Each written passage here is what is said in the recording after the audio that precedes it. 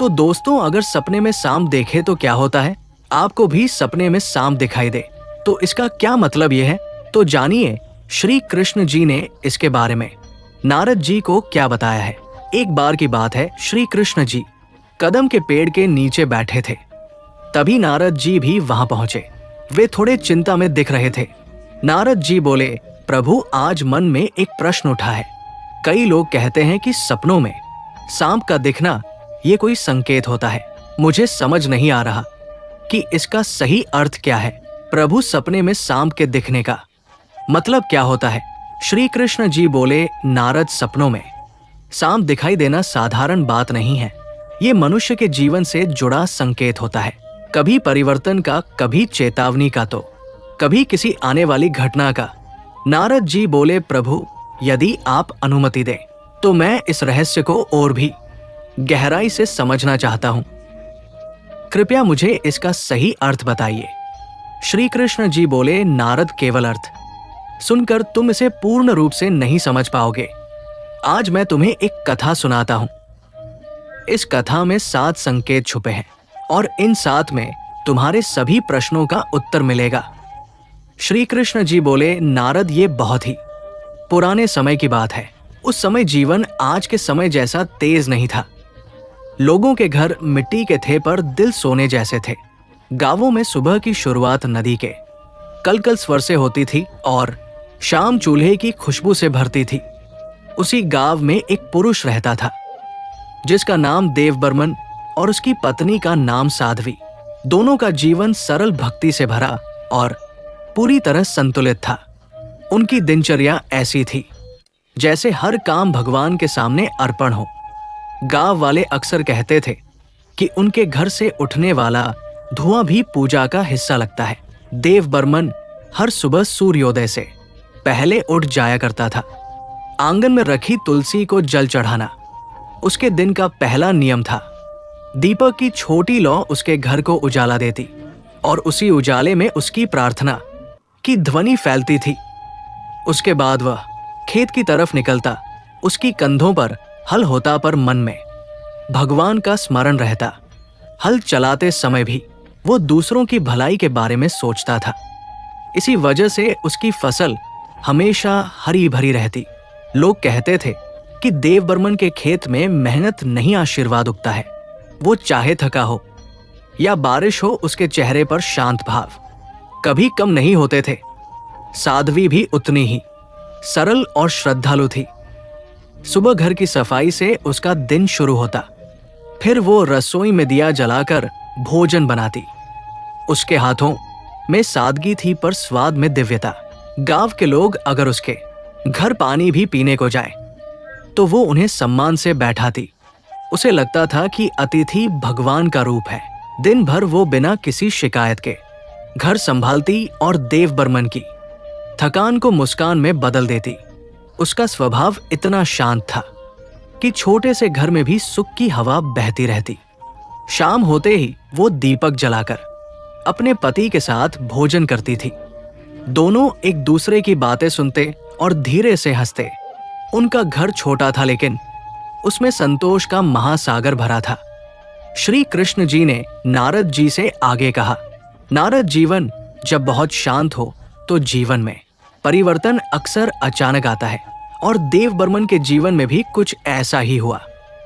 एक रात जब पूरा गांव गहरी नींद में था, जब ना हवा हिल रही थी ना पेड़, तब देवबर्मन को एक ऐसा सपना आया जिसने उसके मन की शांति को पहली बार हिला दिया।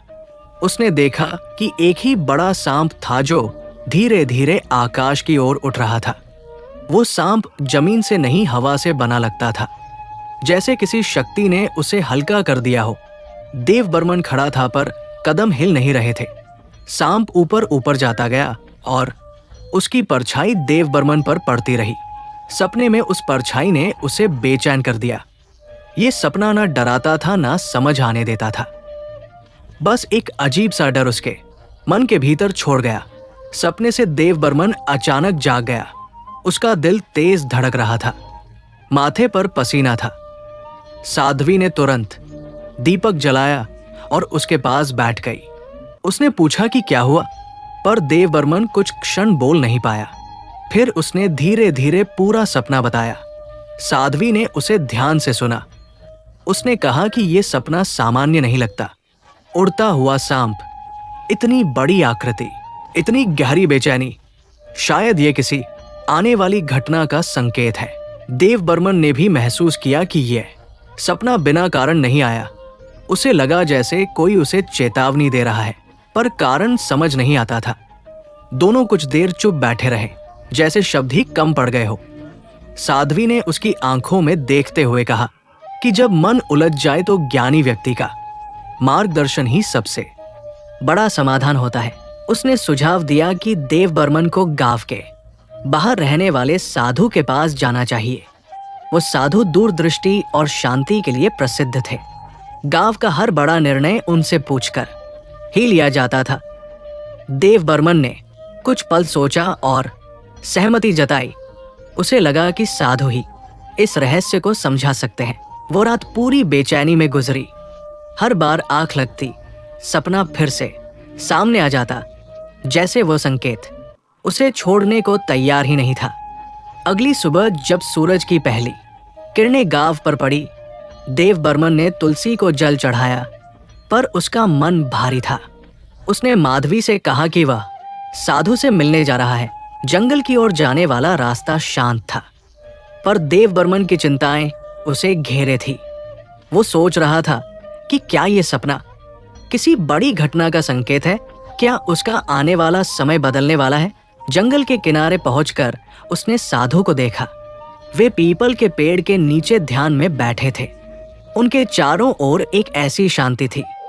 देवबर्मन साधु के चरणों में बैठ गया और बोला, गुरुदेव, रात को मुझे एक अजीब सपना आया। मैंने देखा कि एक बहुत बड़ा सांप आसमान की ओर उड़ रहा था। उसका शरीर हल्का था, पर उसकी परछाई मेरे ऊपर पड़ रही थी। मैं जागा तो भीतर बेचैनी भरी थी। कृपा करके बताइए, ये क्या संकेत हो सकता है? साधु ने धीरे से कहा, देवबर्मन, तुम्हारा सपना साधारण नहीं है। उड़ता हुआ सांप मनुष्य के जीवन में आने वाले बड़े परिवर्तन का संकेत है।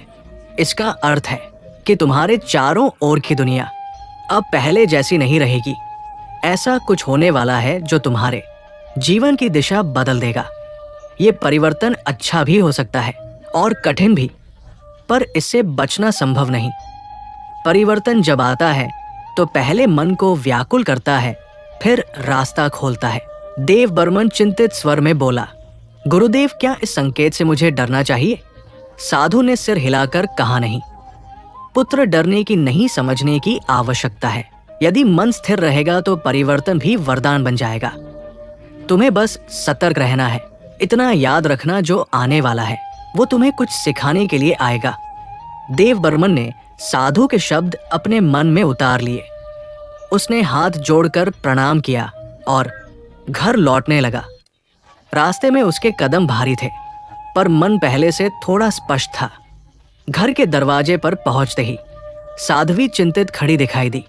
देवबर्मन ने धीरे से कहा, साध्वी, साधु ने कहा है कि उड़ता हुआ सांप आने वाले बड़े परिवर्तन का संकेत है।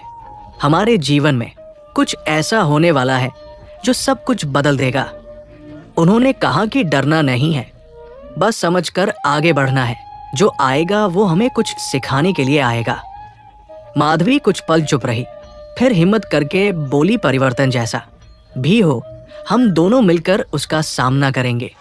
जब मन साफ हो और नीयत सच्ची हो तो बदलाव भी भला ही बनता है। अगली सुबह गांव की हवा में एक अलग ही चमक थी।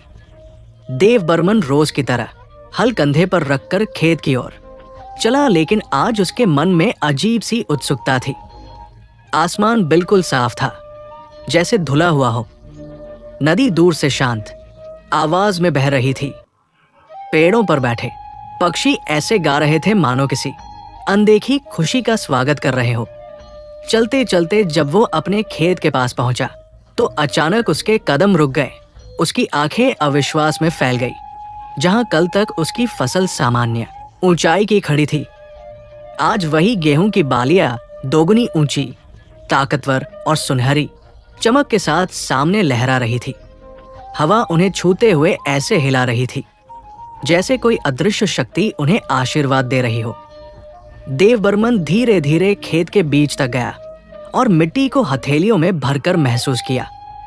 मिट्टी ठंडी थी पर उसमें एक जीवंत ऊर्जा बह रही थी।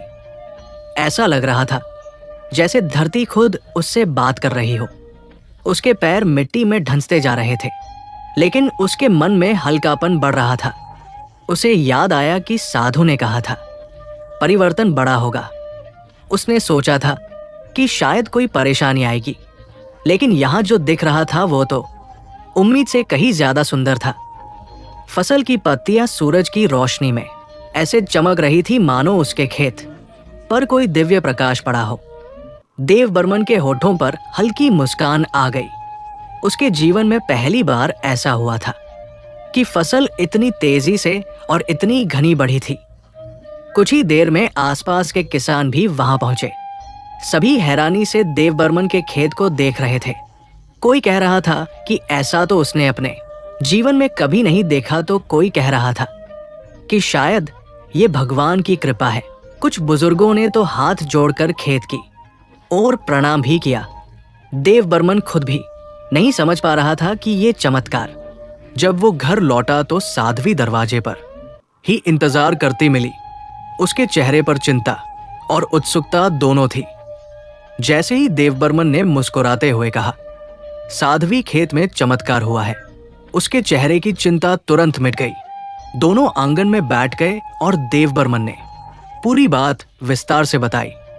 कैसे फसल दोगुनी ऊंची है, कैसे खेत चमक रहा है, कैसे सब लोग देखने आ रहे थे। साध्वी शांत दिल से सुनती रही। फिर बोली गुरुदेव ने कहा था परिवर्तन आएगा और ये तो वरदान जैसा है। कुछ दिनों बाद देव बर्मन को एक और सपना आया। सपने में वह किसी वीरान मार्ग पर खड़ा था। चारों ओर धुंध और अंधेरा फैला हुआ था और अंग में एक अजीब सी ठंडक थी। अचानक उसे एहसास हुआ कि कोई धीमी सी फुफकार उसके पास आ रही है। मुड़कर देखा तो एक काला सांप उसके पास खड़ा था, आंखों में नुकीली चमक, शरीर कसकर लिपटा हुआ। सांप दोस्ताना नहीं था, उसकी मुद्रा आगाह कर रही थी। देव बर्मन ने धीरे धीरे पीछे हटना चाहा, पर जैसे ही उसने कदम बढ़ाए वही सांप एक झटके में उसके पैर में डंस गया। सपने में डंक ऐसी तीर की तरह घुसा कि देव बर्मन चीखते हुए उठ खड़ा हुआ। सुबह होते ही देव बर्मन साधु के आश्रम की ओर चल पड़ा। वो अब डर से नहीं बल्कि समझने की जिज्ञासा से व्याकुल था। साधु ने उसकी आंखों में उस रात की भूली सी बेचैनी देख ली और बिना अधिक प्रश्न किए देव बर्मन को बैठने के लिए कहा। देव बर्मन ने बिना किसी रोकटोक के पूरा सपना सुनाया। काला सांप, उसकी तीखी आंखें और वो अचानक काटना। साधु ने सुनते ही आंखें बंद कर ली, जैसे शब्दों में छिपे अर्थ को परख रहे हो। कुछ समय के बाद उन्होंने धीमे गंभीर स्वर में कहा, देव बर्मन, तुम्हारा ये सपना चेतावनी देता है। सांप का काटना ऐसे व्यक्ति या परिस्थिति का सूचक है जो भीतर से तुम पर चोट करने की योजना बनाए हुए हैं। ये कभी कभी व्यवहार की साजिश, कभी कभी किसी करीबी के रूप में छुपा हुआ विरोध भी हो सकता है। ये सपना पहले की तरह बदलाव की अभिव्यक्ति नहीं बल्कि सतर्क रहने की पुकार है। उस काटने से जो पीड़ा होगी वो असल जीवन में तुम्हारी प्रतिष्ठा या संबंधों को छुप सकती है। इसलिए आज सावधानी ही बचाव है। साधु ने आगे कुछ नहीं कहा। ये काटना सच का आगमन है और सतर्क रहो। देव बर्मन साधु की बातों को मन में बैठा कर घर लौटा। शब्दों का बोझ हल्का था पर चेतावनी गहरी रही। उसने महसूस किया कि सपना उसे डराने नहीं पर सचेत करने आया था। एक ऐसी चोट से पहले चेतावनी जिससे उसे संभलना होगा। घर पहुंचते ही देव बर्मन ने माधवी को विस्तार से सब कुछ बताया। उसने शब्दों में ना कहा तो भी आंखों के भाव ने सब कुछ बयान कर दिया। माधवी ने उसकी बात को ध्यान से सुना और कहा, गुरु का वचन हमेशा सीधे आता है। उन्होंने तुम्हें तैयार किया है, अब हमें चौकन्ना रहना होगा। सावधानी से काम लो और अपने व्यवहार में संयम रखो। देव बर्मन ने सिर हिलाया। दोनों ने मिलकर तय किया कि वे आज विशेष सतर्कता बरतेंगे, लोगों की बातों का मूल्यांकन करेंगे, अनजान अफवाहों पर ध्यान नहीं देंगे और किसी भी असामान्य व्यवहार पर नजर रखेंगे। दिन भर सब सामान्य रहा, पर शाम के समय गांव की चौपाल में कुछ अजीब सा माहौल दिखा। कुछ लोग बातचीत बंद कर रहे थे। वहां के कुछ चेहरे पर टेढ़ापन था, एक ऐसी शीतल छाया जिसे देखकर मन में संदेह उभर आता। देव बर्मन ने शांत होकर उनसे पूछा कि क्या बात है। लोग कुछ पल चुप रहे। फिर एक बूढ़े किसान ने धीरे से कहा, आज कुछ बात चली है, पर हम उसे खुलकर कहें तो तुम्हें दुख पहुंचेगा। पर सच ये है कि कुछ लोग तुम्हारी तेजी से बढ़ती हालत से प्रभावित है। देव बर्मन ने आंखें प्यार से चमकते हुए कहा, बताइए क्या बात है। तभी एक युवक ने, जिसके चेहरे पर थोड़ी जलन की छाया थी, धीरे धीरे बता दिया कि बाजार में कोई कह रहा है कि देव बर्मन ने अपना लाभ बढ़ाने के लिए कोई गुप्त उपाय कर रहा है, किसी प्रकार की चोरी या चाल चलन। देव बर्मन का मन सांप के उस कांटे की याद से कपकपा उठा। उसने समझ लिया कि सपना सच्चाई से जुड़ा हुआ था, पर उसने गति ना खोई। उसने चैन से पूछा, कौन ये कह रहा है? लोग नम्रता से उस युवक का नाम लेने लगे, समुद्र, जो कभी देव बर्मन का परिचित रहा था, पर अब उसके दिल में ईर्ष्या पाली थी। देव बर्मन ना तो चिल्लाया ना ही क्रोधित हुआ। उसने कहा, ठीक है, हम इसे मामले की तरह देखेंगे। यदि किसी ने मेरे बारे में कुछ गलत कहा है तो सच्चाई सामने आएगी। फिर उसने शांति से गांव वालों के सामने कहा कि वो इस बात का निपटारा करेगा, पर पहले सबूत देखना चाहेगा। उसकी आवाज में गहरी स्थिरता थी, जिससे स्पष्ट था कि वो न केवल चेतावनी को समझ चुका है, बल्कि उसका सामना करने का इरादा भी पक्का है। कुछ दिनों के भीतर ही मामले ने रूप ले लिया। समुदाय ने कई लोगों के बीच अफवाहें फैलाई थी ताकि देव बर्मन की छवि धूमिल हो सके और वो अपने हित में लोगों का विश्वास खो दे। पर देव बर्मन ने संयम रखा और आवश्यक सबूत हाथों में लाकर गांव के प्रधान के सामने पेश कर दिए। किसानों के साथ हुई बातचीत की सच्चाइयां, खेत के निरीक्षण के प्रमाण और उन लोगों के गवाह जो हमेशा से उसके साथ रहे थे। आधिकारिक तौर पर जब सब कुछ सामने रखा गया तो समुद्र की साजिश की सत्यता खुल गई। गांव वालों ने एकजुट होकर देव बर्मन का साथ दिया और समुद्र की बातें बेनकाब हो गई। इस घटना ने देव बर्मन को सीख दी कि कभी कभी वही लोग चोट पहुंचाते हैं जिनके बारे में आप सोचते तक नहीं। उस रात जब सब शांत हुआ, देव बर्मन और साध्वी अपने आंगन में बैठे। देव बर्मन ने धीमे से कहा, सपना ने कांटा पर काटने का असर कम करने की शक्ति हमें ही मिली। सतर्कता और सच्चाई ने हमें बचाया। साध्वी ने हाथ पकड़ा और कहा, यही जीवन की परीक्षा है। जब जाल बिछता है तब संयम और बुद्धिमत्ता काम आती है। कुछ दिनों के बाद देव बर्मन को एक और सपना आया। सपने में उसने खुद को एक सुनसान जगह पर खड़ा पाया। चारों ओर अंधेरा था, इतना गाढ़ा कि उसके हाथ भी उसे देखते नहीं दिखते थे। अचानक कहीं दूर से हल्की हल्की फुफकार की आवाज आई। वो आवाज धीरे धीरे तेज होने लगी, फिर और तेज, यहां तक कि उसे लगा कि सांप उसके बिल्कुल पास है। देव बर्मन ने हिम्मत करके सामने देखा और उसका दिल धड़कना भूल गया। उसके सामने एक विशाल काला सांप था। उसका शरीर चिकना नहीं बल्कि खुरदरा था, जैसे उसकी हर शल्क में किसी पुराने डर की कहानी लिखी हो। उसकी आंखें लाल नहीं थी बल्कि धूस और धुंधली, जैसे वह सब कुछ देखता भी हो और नहीं भी। सांप बिना हिले उसे घूर रहा था। देव बर्मन ने महसूस किया कि उसकी सांस जैसे जम गई है। उसने कदम पीछे लेने की कोशिश की, लेकिन पैरों ने उसका साथ नहीं दिया। धीरे धीरे सांप अपनी गर्दन उठाने लगा। उसकी फुफकार अब आकाश तक गूंज रही थी, गहरीमी और किसी तरह की छुपी हुई घृणा से भरी। कुछ पल बाद वो सांप बिना चेतावनी के देव बर्मन पर झपटा, लेकिन डंक नहीं मारा। उसने केवल उसका रास्ता रोक लिया, मानो कहना चाहता हो, तू कहीं भी जाए, मैं तेरे भीतर हूं। तभी सपना टूट गया। देव बर्मन हांफते हुए उठ बैठा। माथा पसीने से भीग चुका था और दिल इतनी जोर से धड़क रहा था कि जैसे छाती से बाहर निकल आएगा। सुबह होने तक वो सामान्य नहीं हो पाया। साध्वी ने उसकी हालत देखकर पूछा कि क्या देखा है। देव बर्मन ने पूरा सपना विस्तार से बताया। इस बार साध्वी भी चुप हो गई, क्योंकि इस सपने में ना कोई डंग था, ना कोई हमला, लेकिन डर उससे भी बड़ा था। उसने कहा, यह सपना साधु ही समझ पाएंगे, तुम्हें आज ही उनके पास जाना होगा। देव बर्मन ने सिर हिलाया और जैसे ही सूरज उगा वो साधु के आश्रम की ओर निकल पड़ा। साधु के पास पहुंचकर उसने प्रणाम किया। साधु ने उसकी बेचैनी समझ ली और शांत स्वर में पूछा, क्या देखा पुत्र। देव बर्मन ने हिलती आवाज में पूरा सपना बताया।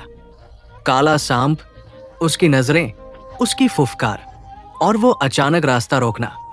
साधु ने यह सुनते ही कुछ पल आंखें बंद की। उनकी सांसें धीमी हो गई, जैसे वो मन ही मन किसी अदृश्य सत्य को परख रहे हो।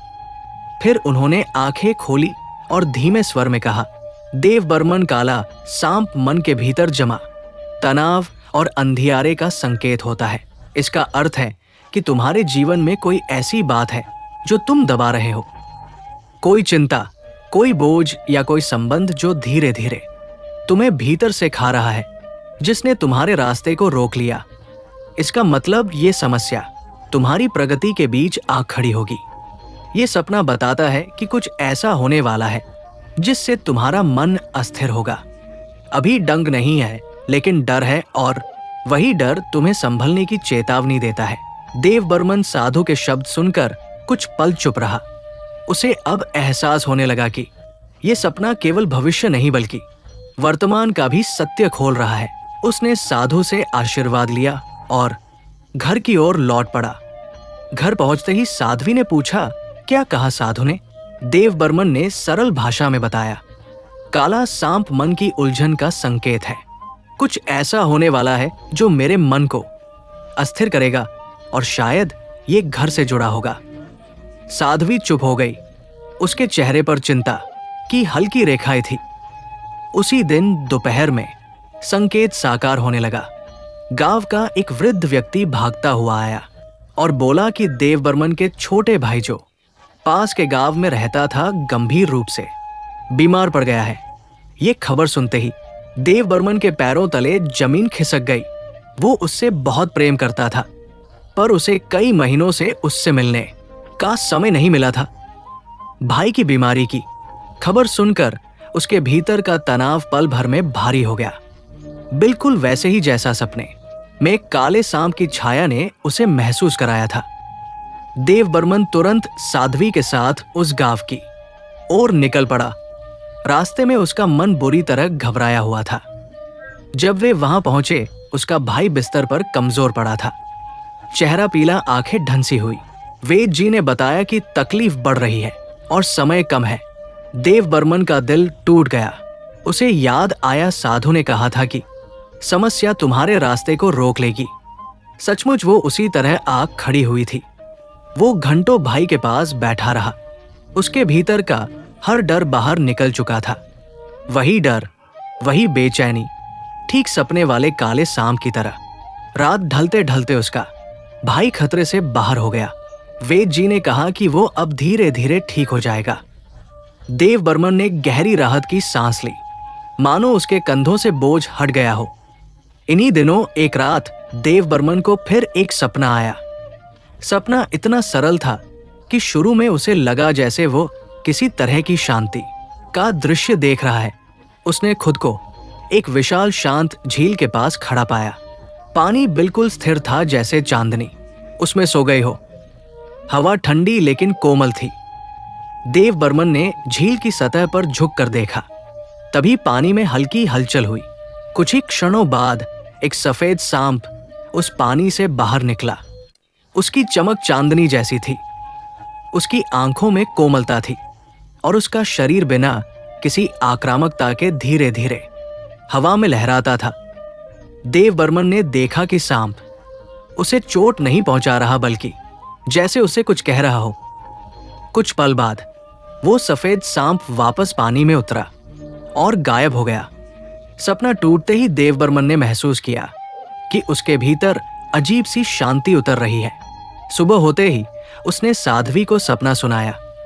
साध्वी पहली बार सपने पर मुस्कुराई। उसने कहा, यह सपना पिछले तीनों से अलग है। ये शांत है, सुंदर है, शायद ये अच्छा संकेत हो। देवदत्त ने भी महसूस किया कि इसका प्रभाव डर से नहीं बल्कि राहत से भरा हुआ था। फिर भी वो किसी भी भ्रम में नहीं रहना चाहता था, इसलिए सुबह सुबह वो साधु के आश्रम की ओर निकल पड़ा। रास्ता शांत था, जैसे पेड़ भी उसकी बात सुनने को तैयार हो। जब वो साधु के पास पहुंचा, साधु पहले से उसकी प्रतीक्षा करते प्रतीत हो रहे थे। देवबर्मन ने प्रणाम किया और कहा, गुरुदेव, मुझे एक और सपना आया है। इस बार दृश्य अलग था। एक सफेद सांप पानी से निकला और बिना कुछ किए वापस चला गया। साधु ने आंखों में हल्की चमक के साथ पूछा, और तुमने कैसा महसूस किया? देवबर्मन बोला, शांति, डर नहीं था। ऐसा लगा कि कोई समस्या समाप्त हो रही है। साधु ने सिर हिलाया और कहा, देवबर्मन, सफेद सांप एक शुभ संकेत है। यह दर्शाता है कि तुम्हारे जीवन में जो परेशानी, संघर्ष और तनाव आए थे, अब उनमें से एक बड़ा बोझ खत्म होने वाला है। यह सपना बताता है कि कोई पुरानी उलझन, कोई पुराना दर्द आज हल होगा। तुम राहत महसूस करोगे। ये दिवस तुम्हारे लिए शांति और सुख का संदेश लेकर आया है। देवबर्मन ने पहली बार साधु की बात सुनकर भीतर तक राहत महसूस की। उसने कहा, गुरुदेव, क्या सच में आज कोई उलझन समाप्त होगी? साधु मुस्कुराए और बोले, विश्वास रखो, सपने तुम्हें मार्ग दिखाते हैं।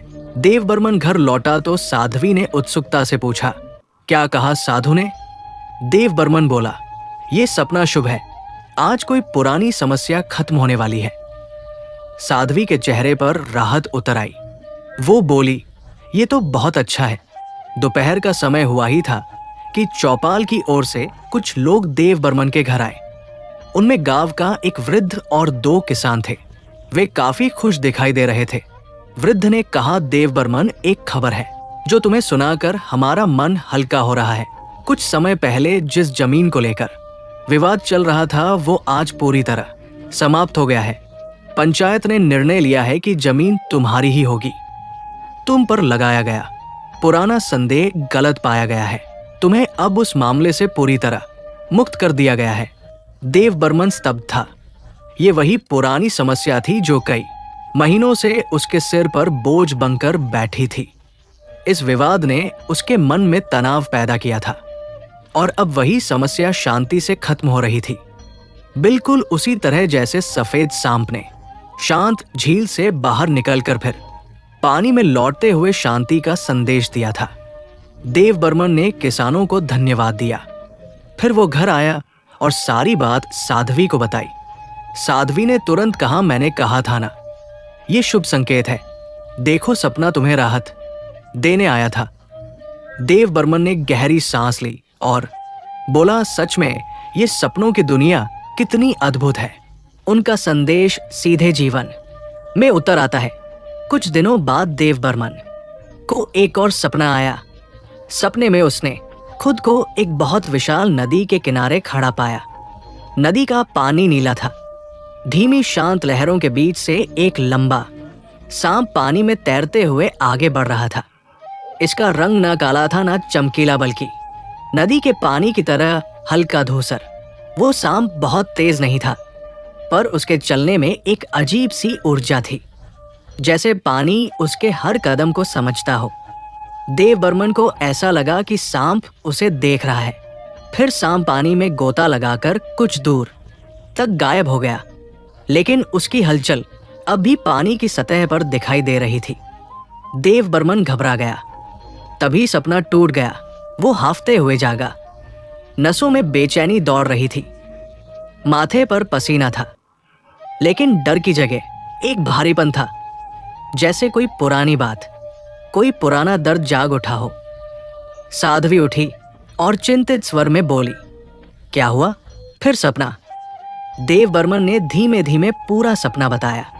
पानी, नदी और तैरता हुआ सांप। साध्वी ने आंखें नीचे कर ली। उसे भी महसूस हुआ कि ये संकेत पिछले संकेतों जैसा नहीं था। ये मन के भीतर छुपी किसी उलझन का संकेत था। सुबह होते ही देव बर्मन साधु के पास पहुंच गया। साधु उसे देखते ही बोले, देव बर्मन, लगता है आज भी मन में कुछ भारी लेकर आए हो।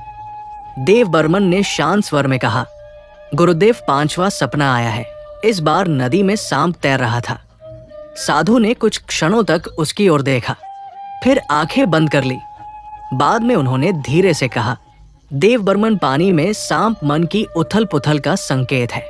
ये बताता है कि तुम्हारे जीवन में कोई भावनात्मक भ्रम है, कोई पुराना दर्द, कोई पुरानी बात या कोई मन मुटाव जो तुम्हारे भीतर दबा हुआ रहा है। वो भावनाएं अब सतह पर आएंगी। तुम्हें आज किसी ऐसी बात का सामना करना पड़ेगा जिसे तुमने लंबे समय से टाल रखा था। ये संकेत भय का नहीं, सत्य का है। ये मन को हल्का करने आता है। देव बर्मन ने गंभीरता से पूछा, क्या ये बात मुझे चोट पहुंचाएगी? साधु बोले, नहीं, ये दर्द तुम्हें मुक्त करेगा। कभी कभी जो बातें मन में दब जाती है वे पनप कर बोझ बन जाती है। आज वो बोझ हटेगा। देव बर्मन ने साधु की बातों को मन में रखा और घर लौट आया। जाते जाते हवा उसके कानों में जैसे फुसफुस रही थी, आज कुछ सामने आएगा। साध्वी ने उससे पूछा कि साधु ने क्या कहा। देव बर्मन ने साफ शब्दों में कहा, आज कोई पुराना मन का बोझ खत्म होगा। साध्वी ने कहा, जो भी हो हम सामना करेंगे। उस दिन शाम ढलते ढलते संकेत वास्तविक जीवन में सामने आ गया। देव बर्मन खेत से लौट रहा था। तभी उसकी पुरानी मित्र, उसकी बहन और समान बचपन की पड़ोसी सुरभि उसे रास्ते में मिली। उसका चेहरा भारी लग रहा था। उसने कहा, देव बर्मन, मुझे तुमसे एक बात कहनी है। ये बात कई महीनों से मेरे मन में है। देव बर्मन चौंका। उसने कहा, कहो सुरभ, क्या हुआ? सुरभि की आंखें भर आई। उसने कहा, कुछ महीने पहले जब तुम्हारे खेत में पहली बार नुकसान हुआ था, लोगों ने मुझे झूठी बातें बताई। मैंने बिना पूछे उन बातों को सच मान लिया और तुमसे दूरी बना ली।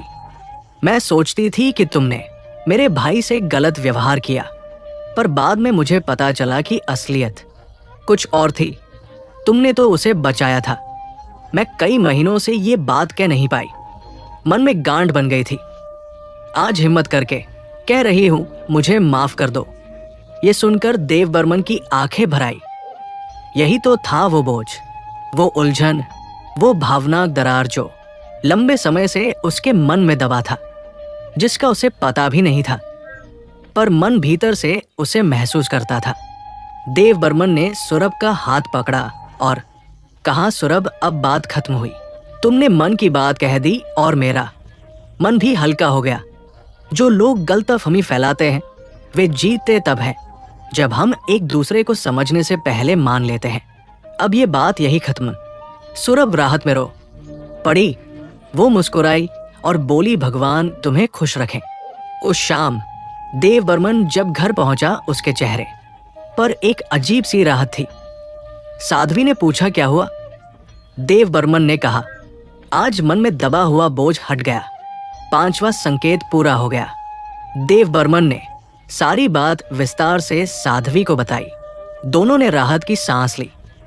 कुछ दिनों के बाद देव बर्मन को एक और सपना आया। उसने खुद को अपने ही घर में खड़ा पाया। दीवारें वही थी, आंगन वही था, लेकिन माहौल पूरी तरह बदल चुका था। तभी उसने देखा, घर के कोने में एक सांप लिपटा हुआ बैठा था। उसका शरीर शांत था, आंखें चमक रही थी और वो बिल्कुल हमला नहीं कर रहा था। वो बस घर को देख रहा था, जैसे कुछ ढूंढ रहा हो। देव बर्मन का दिल तेज धड़कने लगा। सपने में घर का हर कोना डर से गहरा लगने लगा। धीरे धीरे सांप केंद्र की तरफ बढ़ा, फिर आंगन के बीचों बीच रुक गया। उसकी फुफकार नहीं, उसकी खामोशी ही डर पैदा कर रही थी। ऐसा लग रहा था जैसे वो देवदत्त से कह रहा हो, बदलाव अब बाहर नहीं, तुम्हारे अपने घर के भीतर उतरने वाला है। देवदत्त हिला भी नहीं पा रहा था। सांप ने कुछ पल उसे देखा और फिर अचानक दीवार की दरार से बाहर निकल गया। सपना यही टूट गया, लेकिन उस खामोशी ने देव बर्मन के भीतर एक गहरी दहशत छोड़ दी। वो उठ बैठा। सांसें भारी थी, माथा पसीने से भीगा हुआ था और पहली ही नजर में साध्वी समझ गई कि संकेत फिर आ गया है। सुबह होते ही देव बर्मन साधु के पास पहुंचा। रास्ता भले ही शांत था, लेकिन उसके मन में तूफान चल रहा था। साधु उसे देखते ही बोले, देव बर्मन, आज मन में भारी बोझ है। देव बर्मन ने पूरा सपना बताया। घर, कोना, सांप और उसकी स्थिर नजर। साधु ने लंबी सांस लेकर प्रतिक्रिया दी। उन्होंने कहा, घर के अंदर सांप दिखना परिवार में आने वाले बड़े परिवर्तन का संकेत है। ये बताता है कि कोई घटना, कोई फैसला या कोई व्यक्ति तुम्हारे घर की शांति बदलने वाला है।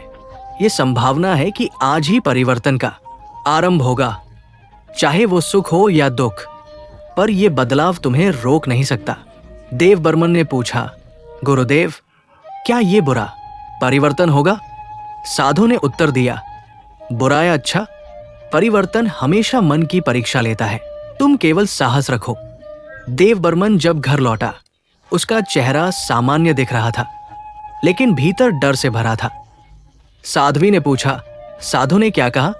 देवदत्त ने उत्तर दिया, आज घर में कुछ होगा बड़ा। साध्वी चुप हो गई, लेकिन उसकी आंखों में भी एक गहरी चिंता उतर आई। शाम के समय अचानक घर के बाहर हलचल हुई। देव बर्मन तुरंत बाहर गया और देखा कि उसका छोटा भाई तेजी से उनकी ओर आ रहा है, लेकिन वो अकेला नहीं था। उसके साथ एक लड़की थी, सिर ढका हुआ, कदम धीमे और आंखें झुकी हुई। देवदत्त ने तुरंत पूछा, क्या बात है? तुम दोनों क्यों आए हो? भाई ने गहरी सांस ली और कहा, भैया, ये मेरी पत्नी है। हमने अपने मन से विवाह किया। घर वाले नाराज हैं, उन्होंने हमें घर से निकाल दिया। मुझे समझ नहीं आया मैं कहां जाऊं, इसलिए सबसे पहले आपके पास आया हूं। कुछ क्षणों के लिए वातावरण बिल्कुल स्थिर हो गया। साध्वी भी बाहर आई और उस लड़की को ध्यान से देखा। वो डरी हुई थी, थकी हुई और पूरी तरह असहाय। देव बर्मन ने कुछ सेकंड भाई की आंखों में देखा। वहां डर भी था, शर्म भी और उम्मीद भी, और उसी क्षण देव बर्मन समझ गया, यही वो परिवर्तन है, यही वो घर के अंदर सांप का अर्थ था। एक घटना जो घर की शांति और दिशा बदल देगी। देव बर्मन ने बिना देर किए कहा, यह घर जितना मेरा है उतना तुम्हारा भी। तुम दोनों अंदर आओ। जब तक हम हैं, तुम्हें कोई छू भी नहीं सकता। लड़की की आंखों में आंसू आ गए। भाई ने उसका हाथ पकड़कर कहा, भैया, आप ही मेरे सहारे थे। साध्वी दिल से मुस्कुराई और बोली, घर में नए सदस्य का आगमन हमेशा शुभ होता है। आओ घर में प्रवेश करो। उस दिन से घर में एक नया अध्याय शुरू हुआ। जिम्मेदारियां बढ़ी, वातावरण बदला और घर में नई ऊर्जा आई। कुछ बातें कठिन भी हुई, कुछ फैसले भारी भी थे, लेकिन देव बर्मन ने महसूस किया कि संकेत सिर्फ डराने नहीं, तैयार करने आते हैं। कुछ दिनों बाद देव बर्मन को एक और सपना आया। ये सपना अलग था, बहुत अलग। सपने में उसने खुद को एक सुनसान जमीन पर पाया। चारों ओर धूल, हवा की तेज आवाज और एक लंबा खाली रास्ता। अचानक उसे पीछे से फुफकार की भयानक गूंज सुनाई दी। वो मुड़ा और देखा कि एक विशाल सांप उसका पीछा कर रहा है। ये सांप बाकी सबसे अलग था। उसकी आंखों में आग थी, उसका शरीर भारी और तेज था। देव बर्मन ने दौड़ना शुरू किया, लेकिन सांप हर कदम पर उसके और करीब आता जा रहा था। सपना इतना वास्तविक था कि देव बर्मन को लगा आज सांस भी छूट जाएगी। वो भागता गया और जब सांप बिल्कुल पीछे आ गया, वो अचानक जाग उठा। उसकी धड़कनें तेज, सांसें भारी और मन पूरी तरह हिल चुका था। सुबह उठते ही वो साधु के पास पहुंचा। साधु उसे देखकर ही समझ गए कि आज संकेत सबसे भारी था। देव बर्मन ने कहा, गुरुदेव, इस बार सांप मेरा पीछा कर रहा था। मुझे पकड़ने ही वाला था। साधु ने आंखें बंद कर ली और गहरी सांस लेकर बोले, देव बर्मन पीछा करता। सांप जीवन की सबसे बड़ी परीक्षा का संकेत है। इसका मतलब है कि आज तुम ऐसी परिस्थिति का सामना करोगे जो तुम्हें बाहर से नहीं भीतर से तोड़ेगी। ये भय, संघर्ष और साहस की अंतिम परीक्षा है। पर याद रखना, जिससे तुम भागते हो वो तुम्हें और डराता है, आज तुम्हें सामना करना होगा, नहीं तो ये डर जीवन भर पीछा करेगा। देव बर्मन ने घबराकर पूछा, क्या आज कोई बड़ा संकट आने वाला है? साधु ने उत्तर दिया। वो घर लौटा तो उसे हवा तक भारी लग रही थी। साध्वी ने पूछा, क्या कहा? साधु ने देव बर्मन ने कहा, आज जीवन की सबसे बड़ी परीक्षा आने वाली है। मैंने कभी सोचा भी नहीं था कि संकेत इतना कठिन होगा। दोपहर हुई ही थी कि संकेत वास्तविक जीवन में उतर आया। अचानक गांव का एक दूत उनके घर आया और बोला, देव बर्मन, तुम्हारे भाई को फिर से तेज बुखार चढ़ गया है। स्थिति गंभीर है और वेद जी ने कहा है कि उसे तुरंत शहर ले जाना होगा, पर रास्ता लंबा है और तुम ही निर्णय ले सकते हो। देव बर्मन के सामने कठिनाई खड़ी थी। शहर का रास्ता खतरनाक था। बारिश शुरू हो चुकी थी और कई लोग कह रहे थे कि ऐसे मौसम में निकलना जान जोखिम में डालना है। पर भाई की सांसें तेज चल रही थी। सब देव बर्मन की ओर देखने लगे। क्या वो डर के कारण रुक जाएगा या अंतिम संकेत का सामना करेगा? देव बर्मन को अपने सपने का सांप याद आया जो उसका पीछा कर रहा था। साधु की बात याद आई, भागोगे तो डर तुम्हें पकड़ लेगा, सामने से देखोगे तो डर खुद भाग जाएगा। देव बर्मन ने फैसला लिया। उसने बारिश की परवाह नहीं की। उसने बैलगाड़ी तैयार करवाई। उसने अपने भाई को उठाकर उस पर लेटाया और उसने कहा, अगर ये मेरे जीवन की सबसे बड़ी परीक्षा है तो मैं इससे भागूंगा नहीं। आज मैं इसे जीत कर दिखाऊंगा। आसमान गरज रहा था, बिजली चमक रही थी, रास्ता कीचड़ से भरा था, लेकिन देव बर्मन बिना डरे आगे बढ़ता गया। साध्वी उसके साथ थी। लोग आश्चर्य से देख रहे थे। देव बर्मन तूफान के बीच वो साहस दिखा रहा था जो गांव में शायद किसी ने नहीं दिखाया था। कई घंटों की कठिन यात्रा के बाद वे शहर पहुंचे। वेद जी ने भाई का इलाज किया और कुछ ही देर में वेद जी बाहर आए और बोले, समय पर ले आए वरना जान बचाना मुश्किल था। देव बर्मन की आंखें भर आई। वो समझ गया यही सातवां और अंतिम संकेत था। सांप उसका पीछा कर रहा था क्योंकि जीवन की सबसे बड़ी परीक्षा करीब थी। लेकिन उसने भागने के बजाय सामना किया और जीवन ने उसे जीत दे दी। यही कथा समाप्त होती है और श्री कृष्ण जी अपनी बात कहते हैं, नारद यही वो 7 संकेत थे। हर सपना देव बर्मन को रास्ता दिखाता रहा। कभी चेतावनी, कभी राहत, कभी संघर्ष, कभी विजय। सपनों का अर्थ बाहरी नहीं, भीतर की दुनिया बताता है और जो मन को समझ लेता है वह जीवन को जीत लेता है। नारद जी ने हाथ जोड़कर कहा, प्रभु, आपकी कथा ने मेरे सभी प्रश्नों के उत्तर दे दिया। अब मैं समझ गया कि सपनों के संकेत सिर्फ भ्रम नहीं बल्कि जीवन का दर्पण भी होते हैं। आपका हृदय से धन्यवाद। अगर आपको ये कथा और 7 सपनों के संकेत समझ में आए हो तो वीडियो को लाइक, शेयर और चैनल को सब्सक्राइब जरूर करें। और अगर आपको अपने सपनों में किस तरह के सांप दिखाई देते हैं, कौन सा सपना आपको सबसे ज्यादा है, कमेंट में जरूर लिखना। तो फिर मिलते हैं एक नई और जीवन को सीख देने वाली मोटिवेशनल वीडियो के साथ। इस वीडियो को पूरा देखने वाले की सभी मनोकामना पूरी हो। जय श्री कृष्ण। राधे राधे।